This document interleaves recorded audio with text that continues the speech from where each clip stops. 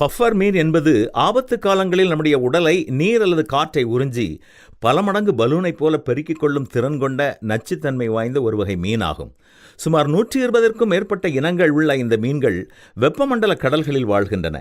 இவற்றின் உறுப்புகளில் உள்ள டெட்ரோடோடாக்சின் நச்சு மனிதர்களுக்கு உயிரிழப்பை ஏற்படுத்தக்கூடியது.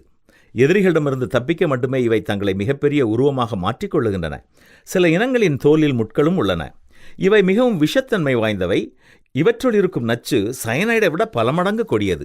ஜப்பானில் ஃபுகு என்று அழைக்கப்படும் இந்த மீன் சிறப்பு பயிற்சி பெற்ற சமையல் கலைஞர்களால் மட்டுமே நச்சு நீக்கப்பட்டு உணவாக சமைக்கப்படுகிறது.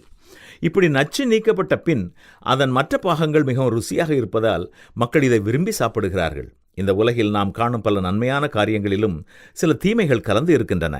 அழகான ரோஜா செடியிலும் முட்கள் இருப்பதைப் போல ஆபத்துகளை கண்டறியக்கூடிய பகுத்தறிவு நமக்கு வேண்டும்.